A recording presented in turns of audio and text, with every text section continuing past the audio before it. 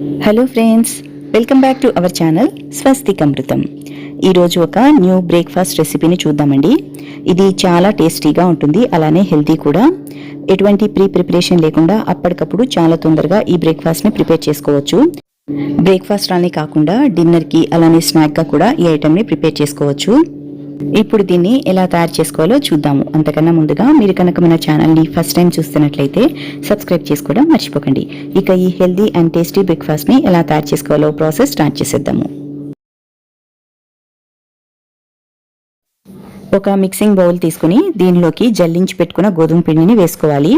నేను 2 కప్పులు గోధుమ పిండిని వేసుకుంటున్నాను. గోధుమ పిండి ప్లేస్లో మీరు మైదా పిండిని కూడా యూస్ చేసి ఈ రెసిపీని చేసుకోవచ్చు. తర్వాత ఒక 1/2 టేబుల్ స్పూన్ వరకు సాల్ట్ వేసుకోవాలి. నేను సైంధవ లవణం ఉపయోగిస్తున్నాను. తర్వాత 1 కప్పు పెరుగు వేసుకోవాలి. 2 కప్పుల పిండి తీసుకున్నాం కాబట్టి దానికి 1 కప్పు పెరుగు వేసుకుంటే సరిగ్గా సరిపోతుంది. పుల్లటి పెరుగును యూస్ చేస్తే దీని టేస్ట్ చాలా బాగా వస్తుంది. ఒక విస్కర్ని తీసుకుని ఇప్పుడు వేసిన అన్ని ఇంగ్రీడియంట్స్ని ఒకసారి మిక్స్ చేసుకోవాలి. తర్వాత దీనిలోకి వాటర్ని యాడ్ చేసుకోవాలి.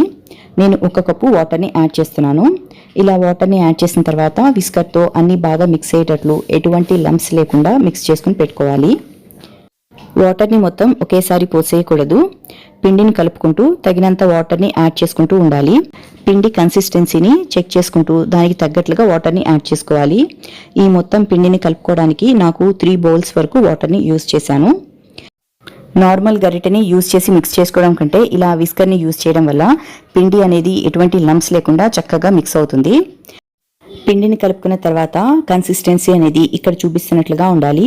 మరీ పల్చగా ఉండకూడదు, అలానే మరీ థిక్గా కూడా ఉండకూడదు. ఇలా కలిపి పెట్టుకున్న పిండిని గరిటె తీసేసి దీని మీద ఒక మూత పెట్టుకుని ఒక 20 to 30 మినిట్స్ పాటు పక్కన పెట్టేసుకోవాలి. 30 మినిట్స్ అయిన తర్వాత మూత తీసి ఒకసారి గరిటెతో మళ్ళీ మిక్స్ చేసుకోవాలి. ఇప్పుడు దీనిలోకి సన్నగా కట్ చేసి పెట్టుకున్న ఆనియన్స్ని 1 కప్పు వరకు యాడ్ చేసుకోవాలి. అలాగే సన్నగా చాప్ చేసుకున్న కొత్తిమీరని ఒక 2-3 గ్రీన్ చిల్లీస్ని కట్ చేసుకుని వేసుకోవాలి. మీకు నచ్చితే ఇంకొక కప్పు ఆనియన్స్ని కూడా సన్నగా కట్ చేసుకుని వేసుకోవచ్చు. ఇప్పుడు మనం వేసుకున్న అన్నిటినీ ఒకసారి గరిటెతోటి బాగా మిక్స్ చేసుకోవాలి.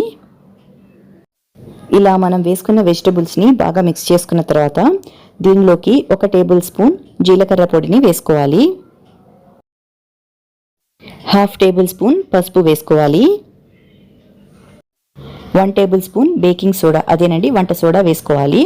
అలానే ఒక 1/2 టేబుల్ స్పూన్ చిల్లీ ఫ్లేక్స్ కూడా యాడ్ చేసుకోవాలి. ఇప్పుడు వీటిని కూడా బ్యాటర్లో బాగా మిక్స్ అయ్యేటట్లు కలుపుకోవాలి. చూసారు కదా, బ్యాటర్ కన్సిస్టెన్సీ అనేది ఇలాగా ఇక్కడ చూపిస్తున్నట్లుగా ఉండాలి. ఇప్పుడు స్టవ్ వెలిగించుకుని ఒక ప్యాన్ పెట్టుకుని కొద్దిగా హీట్ అవనివ్వాలి. తర్వాత దీని మీదకి 1 టేబుల్ స్పూన్ ఆయిల్ వేసి ఒక టిష్యూ పేపర్తో ప్యాన్ మొత్తం కూడా ఈ ఆయిల్ని గ్రీస్ చేసుకోవాలి. స్టవ్ని మీడియం ఫ్లేమ్లో పెట్టుకుని మనం ముందుగా ప్రిపేర్ చేసుకున్న బ్యాటర్ని గరిటెతో తీసుకుని పెనం మధ్యలో వేసుకోవాలి.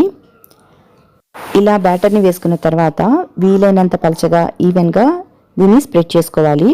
ఇది మరీ పలచగా అయితే రాదండి, ఎందుకంటే మనం దీనిలోకి వెజిటబుల్స్ యూస్ చేసాం కాబట్టి దోశలాగా మరీ పలచగా అయితే ఇది వేసుకోలేము.